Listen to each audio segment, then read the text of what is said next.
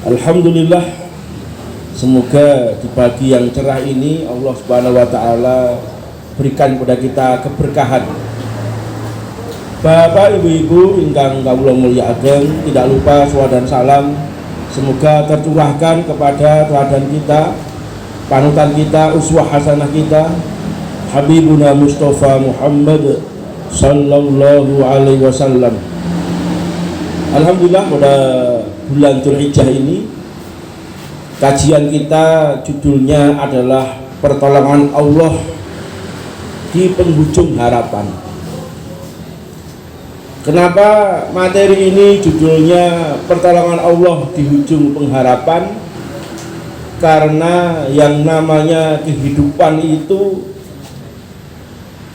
kadang-kadang kita pasti akan mengalami masa-masa genting di dalam kehidupan kita. Karena hidup ini bukan menurut kita, tapi hidup ini adalah kehendak Allah Subhanahu wa taala. Mungkin kita ingin jalan ke utara, tapi kenyataannya Allah giring kita ke selatan.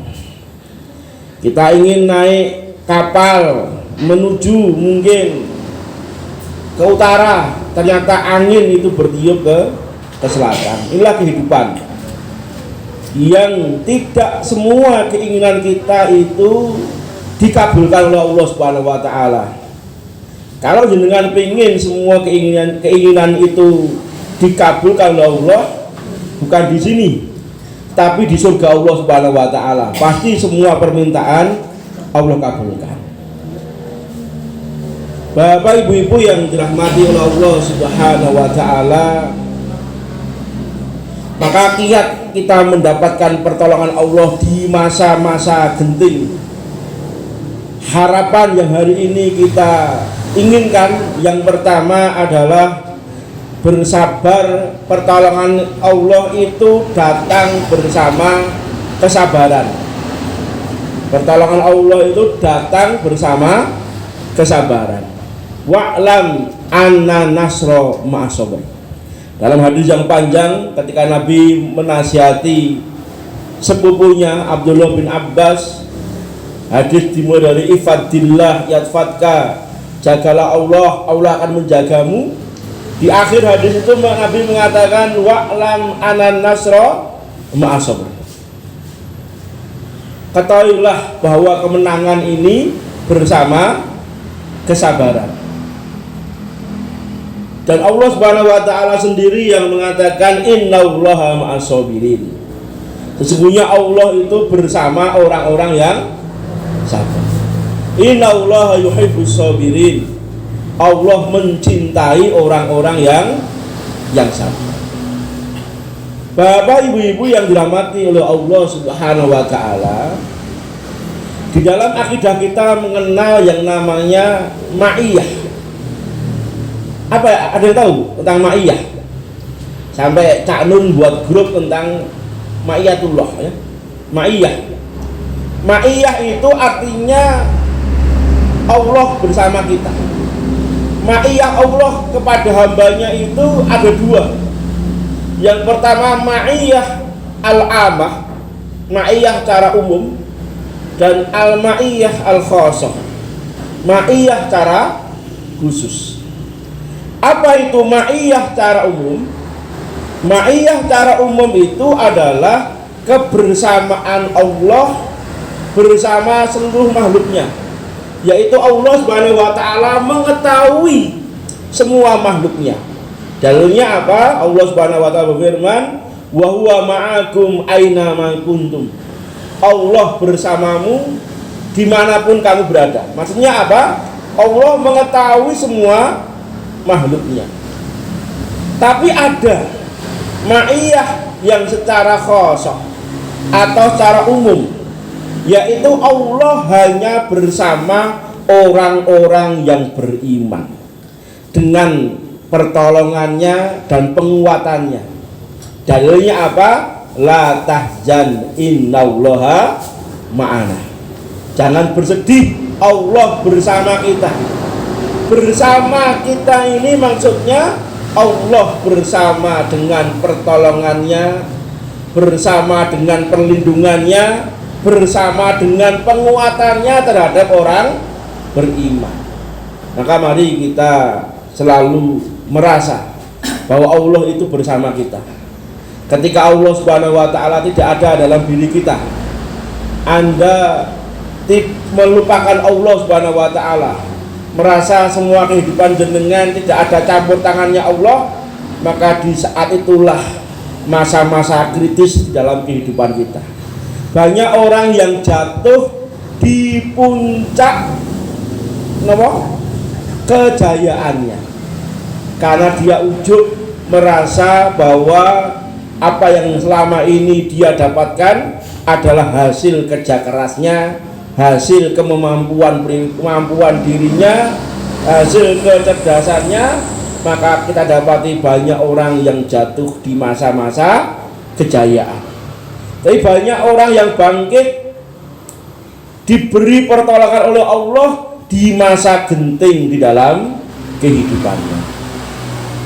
Bapak Ibu, resepnya cuma satu, kita meyakini bahwa semua lini kehidupan kita ini Allah bersama kita, campur tangan dengan urusan kita. Selama kita tidak meniadakan Allah, Allah pasti akan memberikan pertolongan. Bapak Ibu yang dirahmati Allah Subhanahu wa taala, satu ayat yang sangat luar biasa yang membuat saya juga sangat betul-betul meyakini tentang kesabaran itu membawa pertolongan Allah Subhanahu wa taala. Allah berfirman, "Wa tammat kalimatu rabbikal husna ala bani Israil bima sabar." Telah sempurna ya pertolongan Allah Subhanahu wa taala kepada Bani Israel bima sabaru, ketika mereka bersabar. Ketika orang-orang dari Kipti, dari Fir'aun, pasukannya menindas, menyiksa, mengintimidasi, kemudian Allah turunkan nabinya yaitu Musa, dan Nabi Musa mengatakan wasta'inu billah wasbiru, minta tolonglah kepada Allah dan bersabar. Ketika Bani Israel ini bersabar atas ujian yang menimpa mereka, maka Allah Subhanahu wa taala melanjutkan wa damarna makana yasna'u fir'aunu wa qaumuhu, maka aku hancurkan perbuatannya Fir'aun dan kaumnya Fir'aun. Jadi ketika Bani Israel itu sabar menghadapi ujian, Allah beri pertolongan. Ketika jenengan diuji oleh Allah di masa genting, jenengan sabar, Allah akan menolong jenengan. Tapi kebalikannya, di masa genting jenengan tidak bersabar, Allah akan meninggalkan kita. Ini kuncinya. Nah, ketika Bani Israel ini dikuatkan oleh Nabi Musa untuk minta tolong kepada Allah dan bersabar atas perbuatannya Fir'aun dan kaumnya ini, ditindas ya, anak laki-laki, bayi laki-laki dibunuh. Ketika dia bersabar, Allah beri dia jalan keluar. Sama dengan kehidupan kita. Ketika kita bersabar atas ujian di masa-masa sulit, Allah akan memberikan pertolongan. Tapi kalau jenengan di masa-masa sulit meninggalkan Allah, mencari solusi di luar solusi Islam ini, Allah akan melepaskan kita, akan mempersulit hidup kita di masa-masa sulit. Maka di masa sulit mari kita kuatkan kesabaran kita, karena dengan kita bersabar Allah akan beri apa? Pertolongan. Wa'lam anan nasra ma'as sabr. Ketahuilah kemenangan itu bersama kesabaran. Yang kedua, pertolongan Allah di penghujung pengharapan kita. Pertolongan Allah di masa genting itu yang kedua, bagaimana caranya kita mendapatkannya? Dengan cara kita berbaik sangka kepada Allah. Napa? berhusnudzon. Nabi mengatakan, anna inda dhanni abdi, aku ini sesuai dengan prasangka hambaku. Dan Nabi mengatakan, la tamutunna ahadukum, la tamutuna ahadukum illa bihusni dhanni azza wa jalla. Jangan sekali-kali kalian meninggal ya sebelum kalian berbaik sangka kepada Allah Subhanahu wa ta'ala. Betul ini Bu-ibu. Karena orang sakit ini ujiannya berat ya. Apalagi sakit yang menuju kepada kematian. Karena setan hanya bisa menggoda manusia peluang terakhir ketika dia sakaratul maut. Maka jangan heran Bu, kalau jangan menemani orang yang sakit menuju Allah Subhanahu wa ta'ala ini, pasti dia akan melihat sesuatu yang tidak kita lihat. Saya pernah menemani teman saya sakit, ya qadarullah akhirnya meninggal ya. Di ICU itu tidur, kadang-kadang ada yang bangunkan ya, diganggu ya, ganggu jin ya. Ada yang ganggu, yang mengajak dia ngobrol dan yang lainnya ya.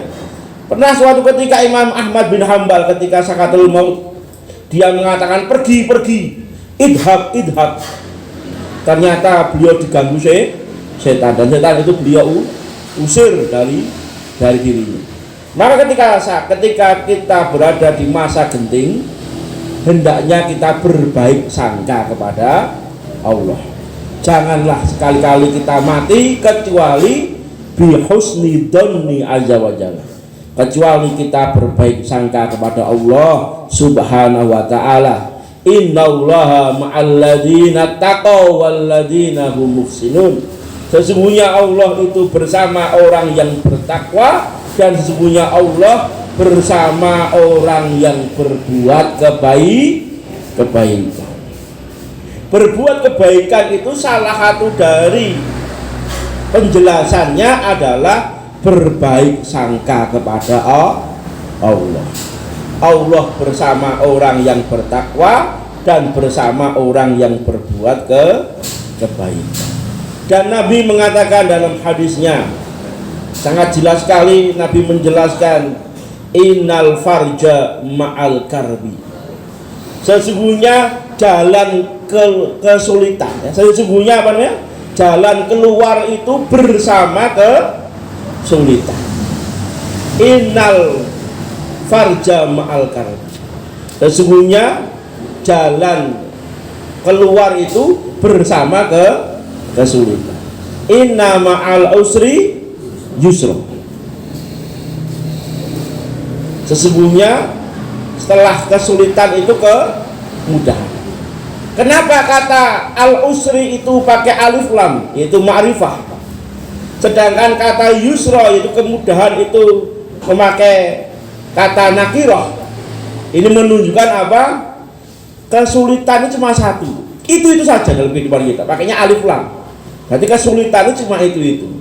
Sedangkan yusra itu pakai nakirah, yang menunjukkan apa? Bahwa kemudahan itu jalannya banyak.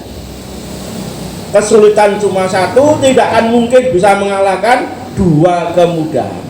Inna ma'al usri yusra wa inna ma'al usri yusra.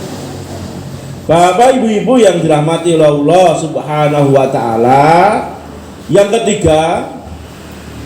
ketiga ini adalah cara kita untuk bisa mendapatkan ma'unah, pertolongan Allah di masa-masa genting dalam hidup kita ini adalah memperbanyak istighfar. Kenapa memperbanyak istighfar? Karena secara umum keburukan ini terjadi disebabkan karena perbuatan buruk kita. Allah Subhanahu wa ta'ala berfirman, wa ma asabaka min musibatin famin nafsik. Dan apa saja yang menimpamu dari kejahatan, kejelekan itu karena perbuatan dirimu. Dan Allah juga menegaskan, wa ma asabakum min musibatin fabima kasabat aydikum. Apa saja musibah yang menimpamu itu disebabkan oleh tanganmu sendiri. Maka secara umum keburukan yang menimpa kita ini adalah ulah dari perbuatan kita. Maka mari kita memperbanyak yang namanya istighfar, karena manusia itu tidak luput dari dosa. Maka di sini Nabi SAW memberikan hadis yang cukup luar biasa. Mayusibul muslim min nasobin wala wasobin. Apa saja yang menimpa seorang muslim, baik karena kepayahan, kelelahan, atau karena penyakit, wala hammin wala husnin, baik karena kesedihan. Saya bertanya oleh ibu, apa bedanya hammin dan husnin? Dalam bahasa Arab artinya sama, sedih. Ada yang tahu kenapa? Hammin itu adalah kesedihan yang belum terjadi, sedangkan husnin adalah kesedihan yang sudah terjadi. Apa ada kesedihan belum terjadi? Ada. Contohnya ada seorang yang ingin melamar seorang wanita, bapaknya bilang, nanti jawabannya 1 minggu lagi engkau kesini. Belum seminggu sudah sedih, jadi orang ditompo. Nah, ini kesedihan yang belum terjadi. Seperti orang yang tinggal di bawah gunung Merapi, ketika Merapi mengeluarkan awan panas, dia mikir, wah hari ini kena musibah, kena lahar dingin, atau mungkin kena efek dari Merapi, padahal belum terjadi. Ini kesedihan. Ada mungkin yang tinggal di pantai utara, ada isu akan terjadi gelombang tsunami, padahal belum terjadi, sudah sedih. Ini namanya hamil, kesedihan yang belum terjadi. Ini hamil, kesedihan, kegundahan. Sedangkan husnin itu kesedihan yang sudah terjadi, kesedihan yang sudah terjadi. Maka Nabi mengatakan, mayusibu muslim min nasobin wala wasobin. Apa yang menimpa seorang muslim dari kelelahan, dari rasa sakit, dari rasa hamin, itu kesedihan, wa husnin juga kesedihan, wala ada dan gangguan, wala ghomin. Nah, saya bertanya Pak, ghomin itu artinya apa? Ini sama, artinya sedih. Sedangkan ghomin itu artinya adalah kesedihan yang terjadi sekarang, tiba-tiba terjadi. Contohnya, tidak ada masalah, tidak ada apa-apa, tahu-tahu bangun tidur itu perasaannya nggak enak, tahu-tahu sedih, padahal dia tidak ada masalah, tiba-tiba sedih sendiri. Ini namanya ghomin, kejadian sedih yang terjadi sekarang, ini ghomin. Kalau hamin itu belum terjadi, husnin sudah terjadi. Kalau ghomin itu kesedihan yang sekarang terjadi, yang kadang-kadang tidak ada penyebabnya. Pernah mboten Bu jenengan kok tiba-tiba sedih? Pernah lagi? Tahu-tahu sedih, tahu-tahu galau. Pemenah mikir gagek bojoku nikah meneh, galau meneh ya. Maka Bapak Ibu-ibu yang dirahmati Allah Subhanahu wa taala, hari ini ada fenomena yang tidak baik. Gara-gara sering mengadakan acara bersama, akhirnya muncul yang namanya CLBK, Pak. Cinta lama belum apa? Belum? Belum kelar, ini belum kelar.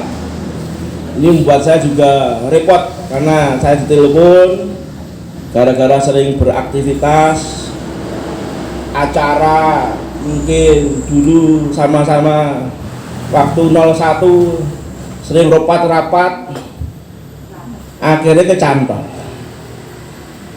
Saya ditelepon kakaknya, saya tolong carikan notaris, carikan pengacara, biar sertifikat BPKB itu jatuh ke anaknya, jangan sampai malah jatuh ke adik saya. Ini masalah desa saya itu baru gelap mata gandeng wong liya. Wah, ini umet nih. Wah, aku sih kena. Maka saya bilang, ya bersabar Pak ya. Semoga dengan kesabaran ini Allah beri pertolongan, ya istrinya dikuatkan. Maka ya oleh rahmat Allah Subhanahu wa taala, ini yang perlu kita pahami betul. Karena ini satu yang sudah menjadikan kita ini di semua kehidupan manusia itu satu dengan yang lain itu memiliki ujian masing-masing.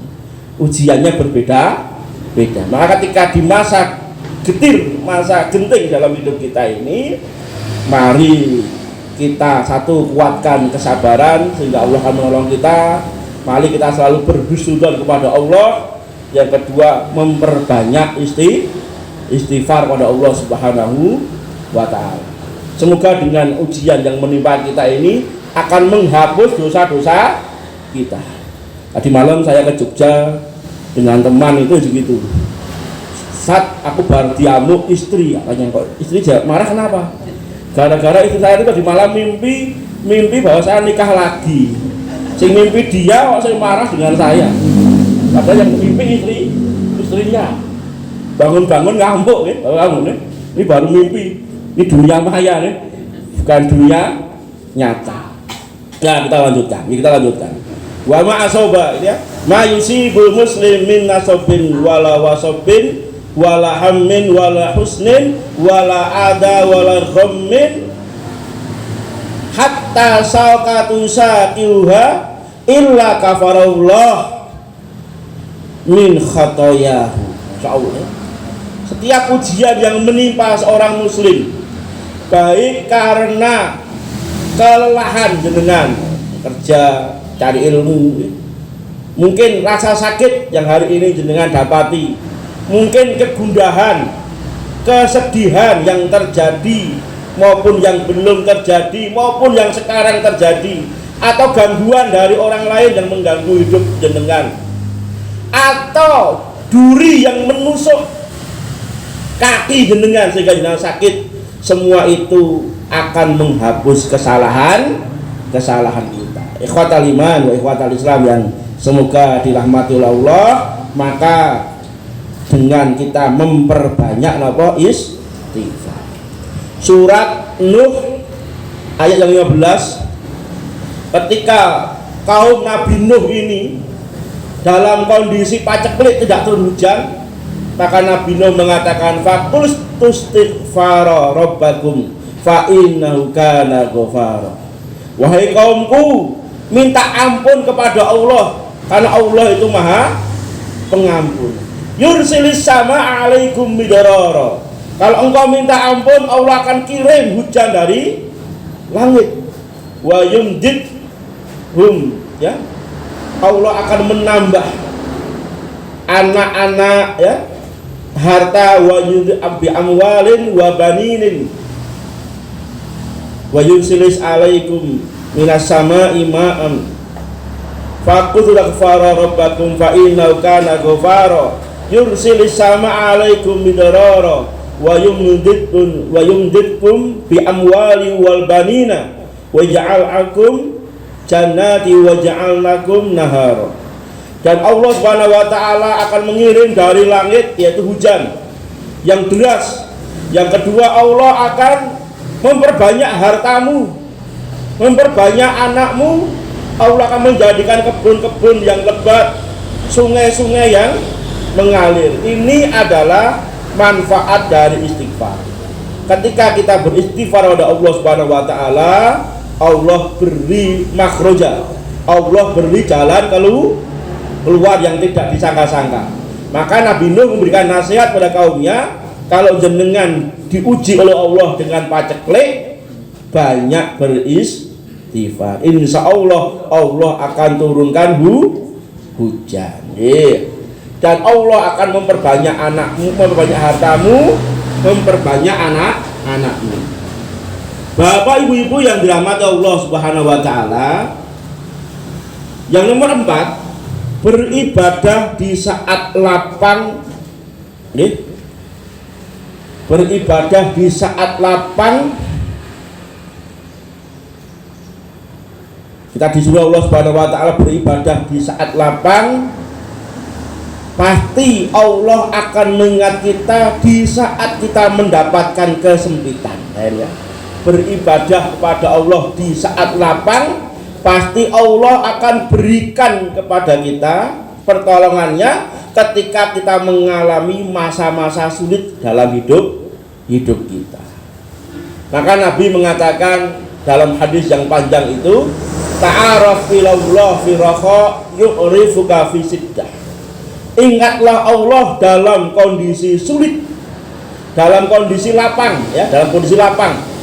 Ketika jenengan kehidupan jenengan mungkin bertambah, ya, rezekinya lancar, mungkin,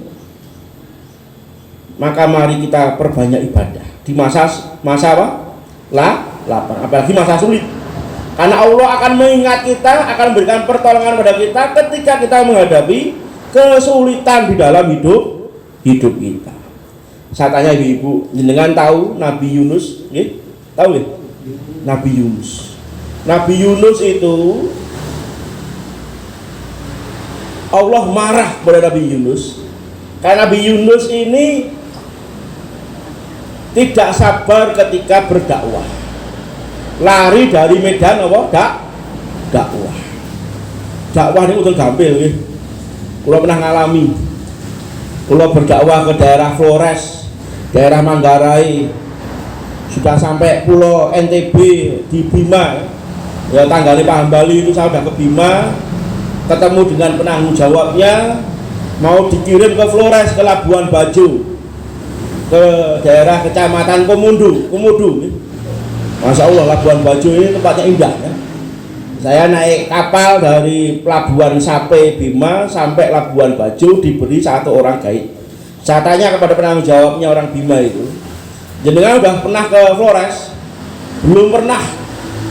Ternyata Labuan Bajo sampai dari Pelabuhan Sape Bima sampai Labuan Bajo ini perjalanan 10 jam, Pak. 10 jam ya sama dengan Secang, mungkin ya mana apa di Merak ya, sana ya, Masya Allah, naik kapal berangkat pagi sampai sana sore. Sampai sana ternyata katanya ini nanti tempat dakwah saya di mana ini, Pak?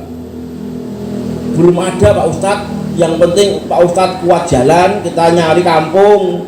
Kalau ada yang menerima alhamdulillah, kalau tidak ada yang menerima ya cari lagi di kampung yang lain. Padahal Flores itu 70% Katolik, 30% Muslim. Wah, mama iki ado-ado saka Magelang jebule tamu tak diundang. Di sana belum ada apa? Belum ada tempat untuk kita ngajari ngaji. Maka saya mikir, wah, nek sampai berapa hari nggak ketemu tak tinggal Bali, Pak. Ternyata kalau aku Bali betul bisa dimakan ikan seperti Nabi apa? Nabi Yunus yang lari dari medan dakwah. Maka ketika Nabi Yunus ini lari naik kapal, ternyata di kapal itu terkena ombak.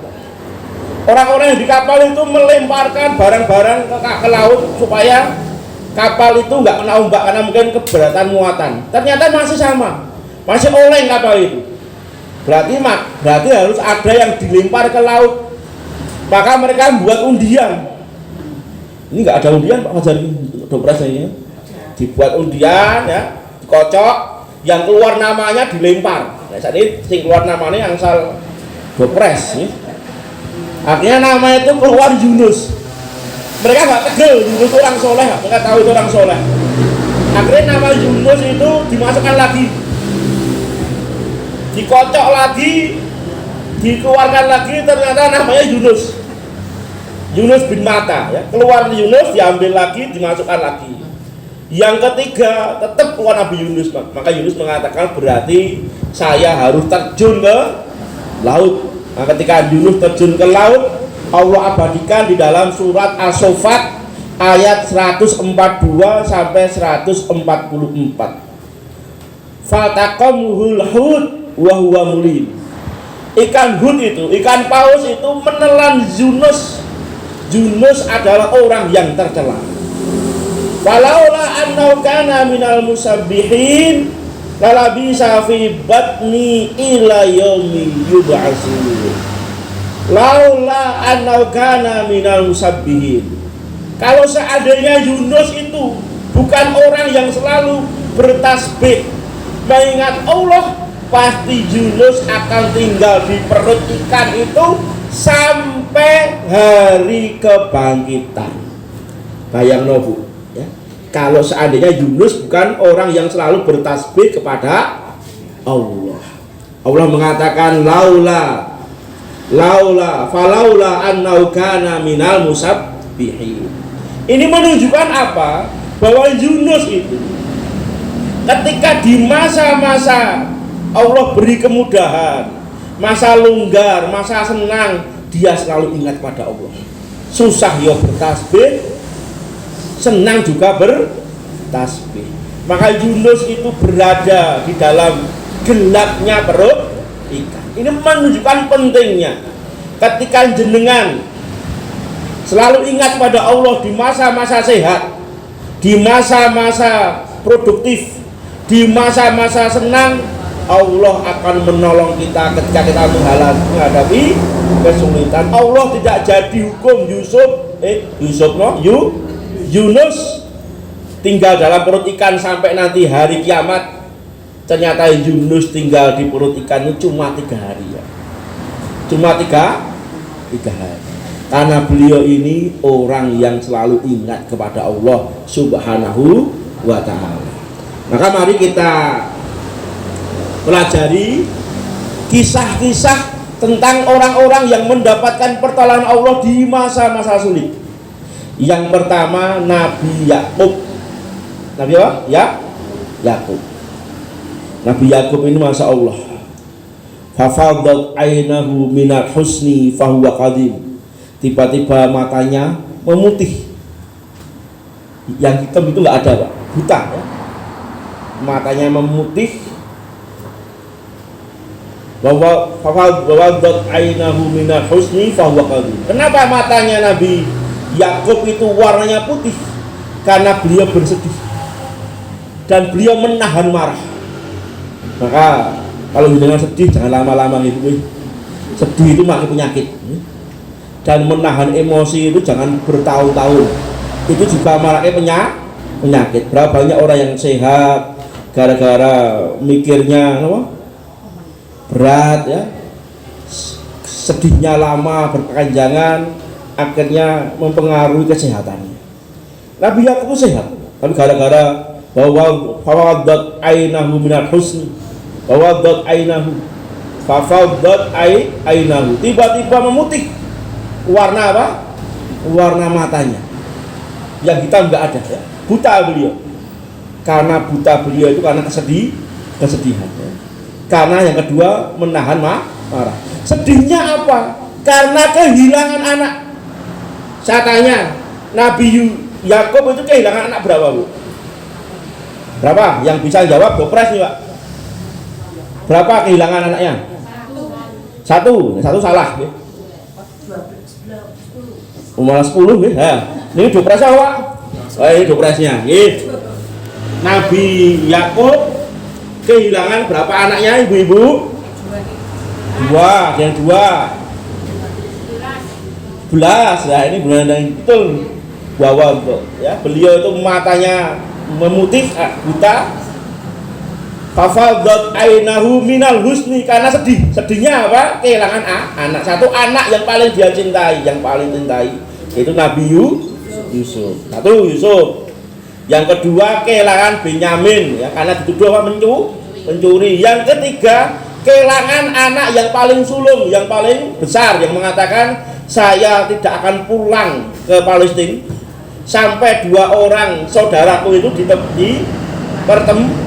ketemu kembali. Jadi kehilangan 3 orang anak. Maka Nabi Yakub memutih apa? Matanya. Maka kalau sedih jangan lama-lama. Fahuwa qadim. Beliau menahan marah, menahan jengkel. Kenapa Nabi Yakub itu jengkel? Karena anak-anaknya itu tidak jujur kepadanya. Tidak jujur. Pertama mengatakan Yusuf sudah meninggal, padahal Yusuf belum meninggal. Dari mana Nabi Yakub tahu bahwa Yusuf belum meninggal? Karena sebelum Yusuf itu hilang, Yusuf pernah bercerita kepada bapaknya. Ini roa itu, ya, biasa melihat 11 koma, melihat apa? Syamsa, matahari, wal komar, dan bulan, dan 11 bintang itu sujud kepadaku. Matahari itu bapaknya, bulan itu adalah ibunya, 11 bintang itu adalah saudaranya. Dan kejadian ini belum terjadi. Yang kedua, anaknya Nabi Yakub itu membawa bajunya Yusuf yang penuh dengan darah, tapi bajunya masih utuh. Kalau dimakan serigala, paling tidak bajunya itu sobek-sobek atau yang lainnya. Jadi orang tua itu jengkel, nah anaknya ngapusi. Nah ini jengkel dulu. Tapi perlu diingat, kalau marah itu jangan lama-lama, ya bikin apa penyakit. Tapi ketika Nabi Yakub itu gembira, beliau gembira, sakitnya hilang, kembali tidak buta. Ketika Nabi Yakub itu di dalam masa gentingnya kehilangan 3 anaknya, ini ucapan yang mahal. Dia mengatakan, asaullah ayatiyani bihim jami'ah. Asaullah ayatiyani bihim jami'ah. Ini husnudon. Mudah-mudahan Allah Subhanahu wa taala mendatangkan mereka semua. Di masa genting seperti itu, Nabi Yakub tidak berputus asa. Karena yang berputus asa itu hanyalah orang dolim, orang-orang kafir. Masya Allah. Dia mengatakan asa ya'tiyani bihim jami'ah. Mudah-mudahan Allah mendatangkan semua anakku itu kepadaku. Allah kabulkan boten? Allah kabulkan. Ada yang mengatakan setelah 80 tahun kemudian. Asa ya'tiyani bihim jami'ah. Maka jenengan mencontoh Nabi Yakub.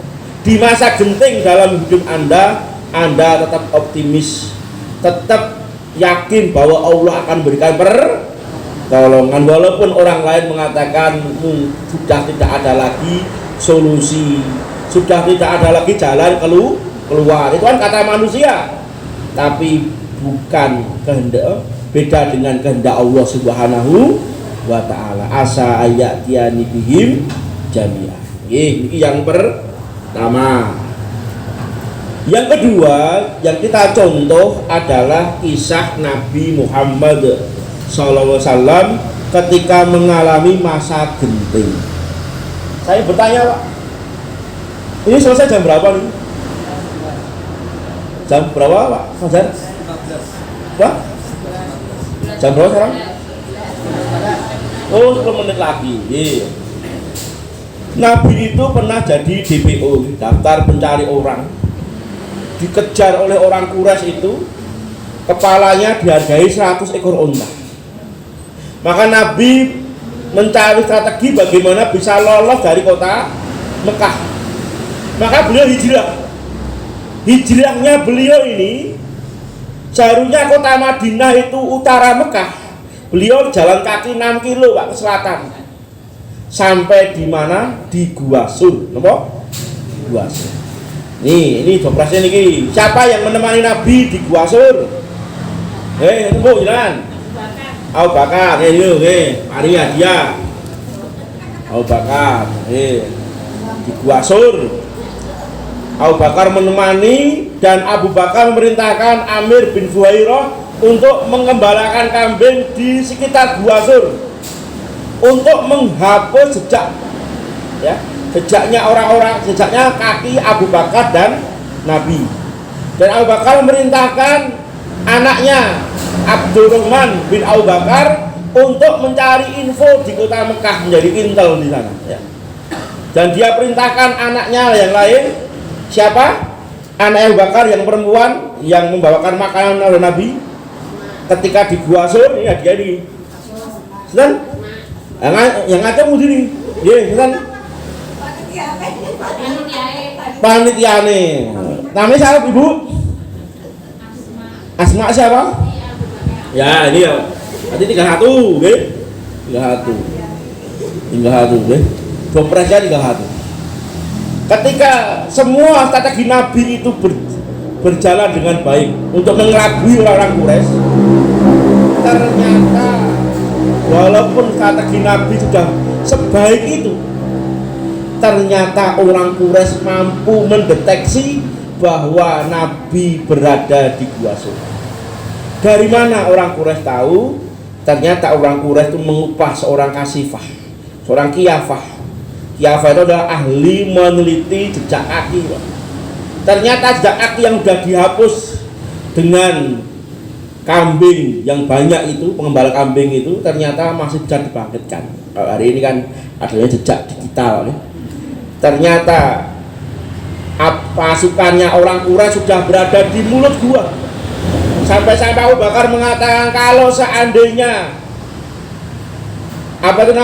mereka menengok ke bawah, melihat ala qadami arjulaihi, melihat kedua kakinya, kedua telapak kakinya, pasti akan melihat kita. Karena Gua Sur itu jangan jenengan bayangke Gua Selaroh. Gua Sur itu hanya sebuah celah kecil. Jadi Nabi dan Abu Bakar itu kepala dan perut itu masuk, tapi kaki masih di luar. Jadi guanya cuma apa? Kecil ya, karena kakinya nggak bisa masuk semua. Kemudian Nabi mengucapkan suatu kalimat, yang kalimat itu diabadikan di dalam Al-Quran, surat At-Taubah. Apa kalimatnya, Bu? Apa? Ngancung Budi? Yang katakan, ini terakhir operasi. Apa ucapan Nabi kepada Abu Bakar? Ya, apa ucapannya? Qala li sahabatihi. Ada yang tahu Ibu apa ucapan Nabi kepada Abu Bakar? Ini operasi ini. Ada yang jawab? Tidak ada? Apa? Rupanya la tahzan innallaha ma'ana.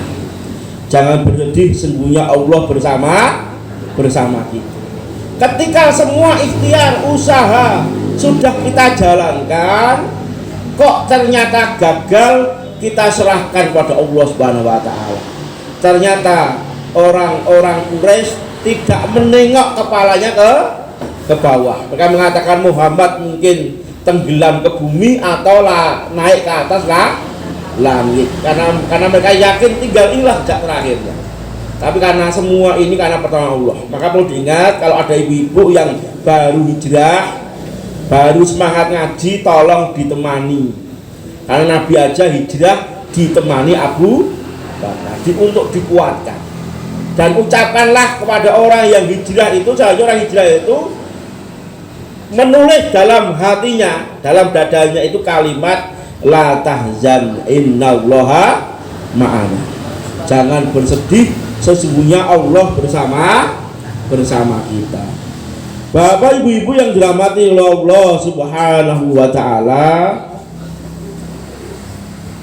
dan kejadian yang genting juga di masa Nabi cukup banyak. Tapi semua dilewati Nabi karena wa'lam anan nasra ma'asabah. Ketahuilah ketika kita berkemenangan itu selalu bersama dengan kesabaran.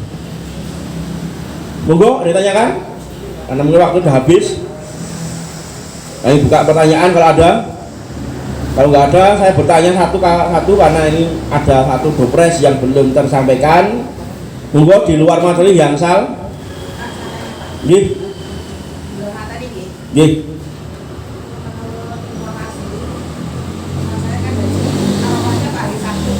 Nggih.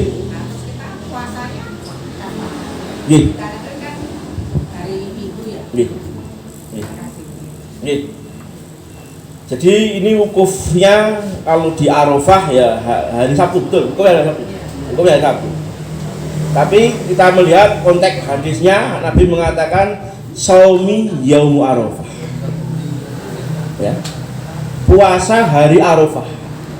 Dan hari Arafah itu pasti 9 Dzulhijjah.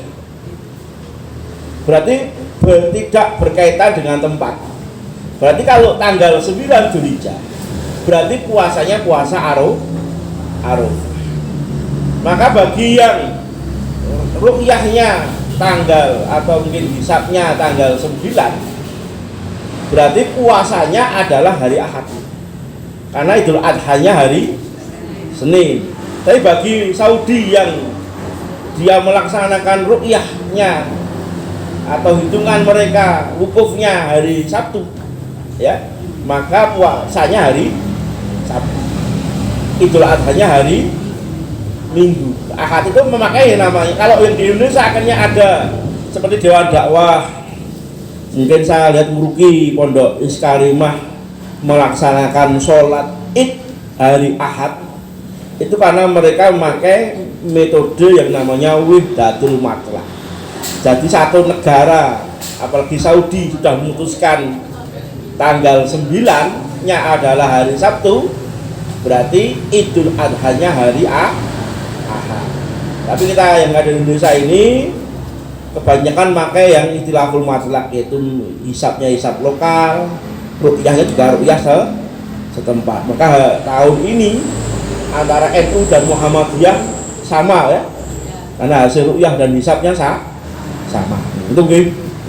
Nek kalau pakai yang paling kuat memang, kalau saya pribadi gini, yang lain yang monggo, bahwa 9 Dzulhijjah itu bukan berkaitan tempat, karena Nabi mengatakan saumu yaumi Arafah, puasa hari Arafah itu tanggal 9 Dzulhijjah. Tapi jangan mau siam hari Sabtu gitu loh. Puasanya bukan puasa Arafah, puasa tentang keutamaan bulan Dzulhijjah. Tapi kalau jangan meyakini bahwa idnya hari Ahad berdasarkan Wihdatul Matlaq sebagaimana Saudi, ya boleh-boleh aja. Kalau kami memang tanggal hari Senin, hari Senin yaitu Idul Adhanya. Makanya di grup Jihad Pagi Alamin ada yang bertanya, ya, yang ngadakan sholat Id hari Ahad di mana itu? Udah bingung mungkin. Di sini mungkin jarang ada.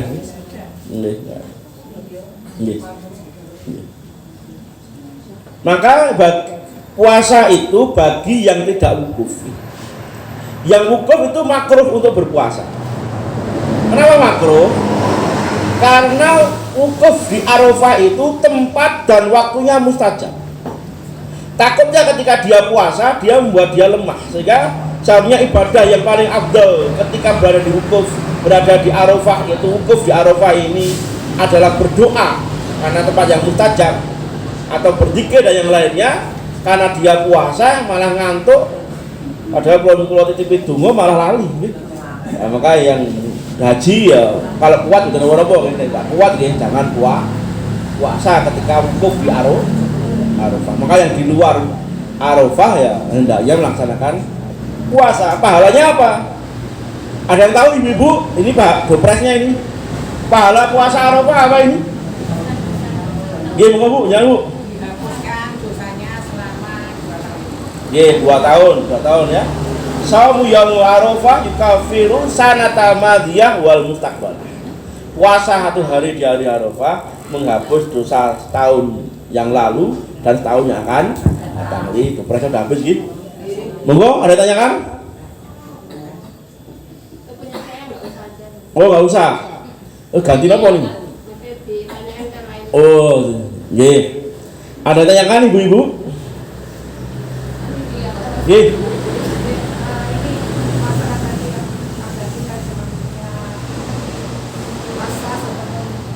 Lalu? Was-was. Ye. Ye. Was-was ya. Jadi gini ibu-ibu, hari ini Menteri Kesehatan mengatakan 10 orang yang 10 orang itu pasti satu mengalami gangguan jiwa. Indonesia itu mengalami banyak orang yang mengalami gangguan jiwa. Bisa karena tekanan ekonomi, tekanan keluarga, ya, ketidaknyamanan dan yang lainnya, mungkin di kantor di lainnya. Jadi 10 orang di Indonesia kalau disurvei satunya mengalami gangguan jiwa. Dan yang paling banyak juga mungkin para orang-orang yang mau mengajukan menjadi dokter spesialis. Ada lihat, ada yang bunuh diri dan yang lainnya. Jadi dokter spesialis itu adalah gampang. ujiannya luar biasa, banyak yang depresi, gangguan jiwa. Dan kami sampaikan kepada Bapak yang hadir di sini, hati-hati kalau jenengan kok ternyata ibu-ibu mendapati rekening bapaknya seharusnya 10 juta kok tinggal 5 juta, jangan seudon dulu nih, jangan beri pertalite nih. Jangan buru-buru beri pertalite. Tanya dulu rekeningnya habis itu kemana nih, langsung beri pertalite nih. Jadi masalah nih, bagaimana kasus bagaimana seorang polwan membakar suaminya. Sange mumete gara-gara judi online. Maka bapak ibu-ibu ini kalau nemui bapaknya kok rekeningnya berkurang ya ditanyakan. Maka bapak ibu-ibu adalah pada Allah Subhanahu wa taala, bagaimana kita bisa menguatkan kita, hati kita, jiwa kita ini, karena kita perlu diingat bapak ibu-ibu, satu melazimi dzikir pagi dan sore. Nabi mengatakan, Allahumma ini a'udzubika minal hammi wal husni. Ya Allah, aku berlindung pada Engkau dari hammi dan husni. Allahumma ini a'udzubika minal hammi wal husni wal ajzi wal kasali wal jubni wal bukhli wal ghalabati daini wa qahri rijal. Maka doa itu dihafalkan, Bu. Nah, enggak apa-apa dibaca, karena dengan baca doa itu Allah akan menghilangkan kesedihan dalam diri kita. Yang panjang ya Allahumma ini abduka ibni abdi sampai terakhir. Maka tiap pagi dan sore hendaknya jenengan memperbanyak zikir kepada Allah, banyak ingat kepada Allah, karena manusia itu mengalami ujian di masanya masing-masing dengan kapasitas dan kadar yang berbeda. Maka mari kita siapkan hati kita dengan ilmu, dengan mengingat Allah Subhanahu wa ta'ala. Ketika ujian itu menimpa, kita sudah memiliki kelapangan hati, memiliki ilmu yang cukup, dan Allah akan kuatkan hati kita. Semoga kita tidak menghadapi orang-orang yang gundah gulana. Karena hari banyak, Bu, ya, jamaah ngaji sing stres di kata, Bu. Kata kemarin saya nemu ini juga ya, jamaah ngaji yo, cara berpikirnya mumet. Ini saya lihat, wah ini kena gangguan, ya gangguan jin, ya gangguan apa? Gangguan jiwa. Perlu diobatkan ke psikiater dan psikolog. Hati-hati, Bu. Saya punya temen itu, orderannya banyak, jualannya laris, tapi tiap bulan datang ke psikiater, minum obat penenang, kadang-kadang satu malam banyak tidur. Ya karena orang dodol laris itu kan doya order nih, karena mumet, malah stres. Maka bapak ibu-ibu, mari kita ingat Allah. Orang itu bisa stres, bisa capek pikirannya, bisa lelah, karena bisa jadi dia meniadakan Allah dalam hidupnya. Dia merasa Allah tidak campur tangan dalam hidupnya. Mari kita kuatkan hati kita. Kita yakin dengan seyakin-yakinnya bahwa Allah campur tangan di segala urusan kehidupan kita. Mari kita bersama Allah dimanapun kita berada. Ketika kita meninggalkan Allah Subhanahu wa ta'ala, meninggalkan syariat Islam ini, pasti Allah akan buat kita hidup yang susah. Kita hidup menjadi tidak punya tujuan yang jelas, karena kita telah meninggalkan Allah Subhanahu wa ta'ala. Ini penting Bapak Ibu-ibu, bahwa Allah itu harus selalu ada dalam segala lini kehidupan kita, sehingga ketika masa-masa sulit Allah akan menolong kita, karena kita selalu ingat kepada Allah Subhanahu wa ta'ala. Mungkin ini yang bisa kami sampaikan.